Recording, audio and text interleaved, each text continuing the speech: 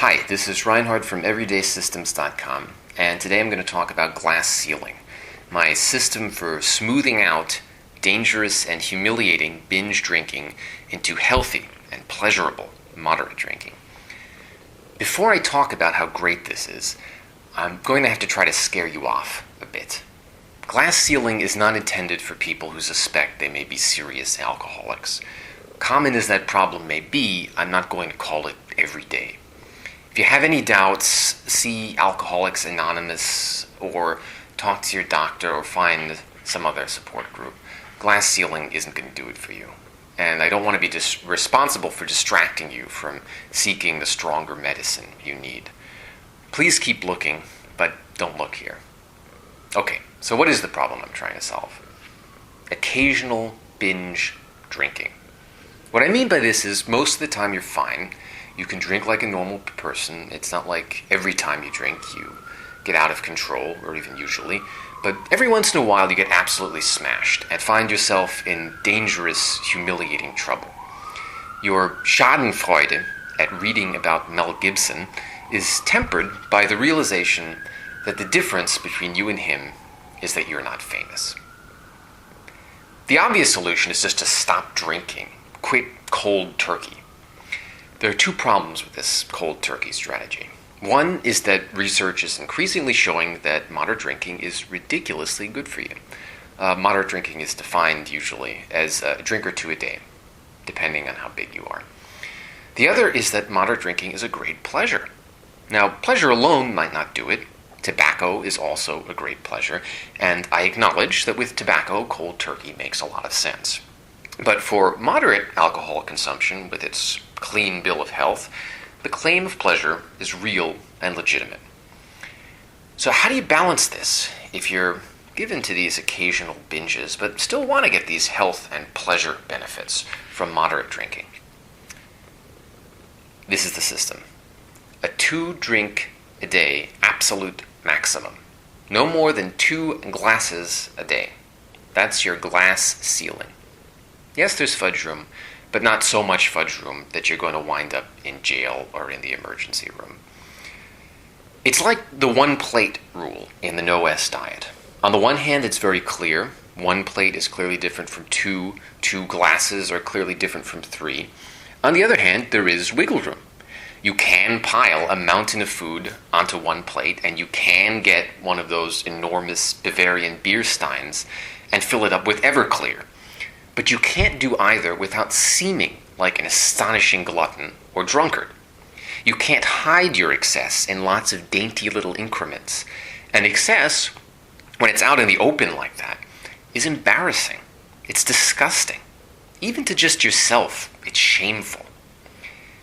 Shame has a bad rap these days, but shame can be good.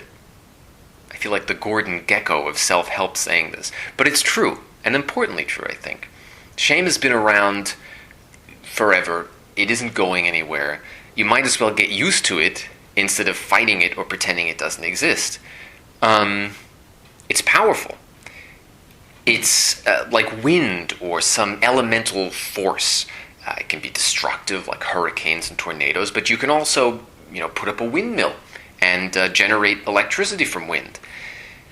Simple structures like the 1-plate rule in no-S and the 2-glass ceiling rule here are like windmills for harnessing this elemental power of shame to keep you reasonably moderate. I know I said that shame can or should kick in even without other people around to be witnesses, but if you're the type of person who does a significant amount of drinking alone, you have a serious problem, and the glass ceiling isn't going to solve it. Please do yourself a favor and look somewhere else for a solution. Okay, other ambiguities and potential loopholes. No refills. This should go without saying, but common sense sometimes has trouble with the obvious after a drink or two. And no saving up. Use it or lose it. If you don't drink for 10 days, that doesn't mean you can drink 20 drinks on day 11. This is the biggie. Calendar day or 24-hour day? Calendar day. This is for simplicity. Otherwise, you'd be counting hours all the time since you had your last drink. And it's also to allow for the occasional date-spanning 4-drink event, right? You stay out past midnight, it's another calendar day. 4 drinks is a binge. This is true. And binges are what we're trying to avoid. But as binges go, it's as small as they get. And if you're the kind of person that needs a system like this, you probably would have had much more otherwise. But if you find yourself doing this a lot, alarms should go off. A minimal binge is better than an all-out bender, but it's still not good. A word of advice to those with persistent and unsympathetic drinking buddies. Don't tell them what you're doing. If you play it cool, chances are they won't notice, especially if you alternate between alcoholic and non-alcoholic drinks. A tonic and tonic looks amazingly like a gin and tonic. Conversely, when you're starting out, at least, I would avoid mixed drinks that you mix yourself. The mix is camouflage. With a dash of cranberry juice, you can bypass the shame of drinking a big glass of vodka, essentially. Shame is your friend. Remember, don't do that to shame.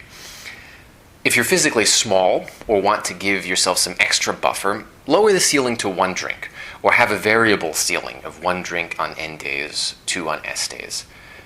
But make sure you can stick with this. I do the 2-drink a day period. It's much better to abide by a liberal law than break a strict one. If you don't like the calendar day rule, make it a 24-hour period instead. But again, only if you really think you can keep it. As with food, you'll have a much easier time exercising moderation if you genuinely enjoy and respect what you drink. Don't view it as drunk juice. Drink for your palate, not your throat. You'll be drinking less, so spend a little more and get the good stuff. Moderation is an opportunity for greater pleasure. It's a virtuous circle, actually, because greater pleasure will then support your moderation. As an additional benefit, if you were a hardened boozer like I was, your tolerance will go way down. I can now get a nice buzz off of 2 drinks. Like all the systems I've been telling you about so far in these podcasts, I've been practicing this one myself for several years, and it's been a great help. Yes, I've had some occasional large glasses. I've even had a very few literal violations of the rules, more than the number of drinks. Though I've never gone more than 1 glass over my limit. And it's been very rare. But I've never gotten out of control, drunk, or sick since I started doing this in early 2002, which I used to do, every couple months or so. I had a real problem, and glass ceiling totally solved it for me.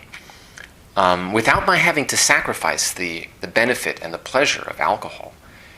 I haven't been, as I mentioned, more than a little tipsy since I started this 4 years ago, yet I enjoy alcohol far more than I ever did in my drunken youth. Frankly, I'm amazed. One wouldn't think that huge, potentially deadly problems could be solved with cutesy puns. But here you go. That's it for glass ceiling. It's probably the simplest system I've discussed yet, but it changed my life. Next week, I'll take a step back from individual standalone systems that address particular problems and talk about the big picture of habit management, how to maintain existing good habits and add new ones without risking what you already have. Thanks for listening.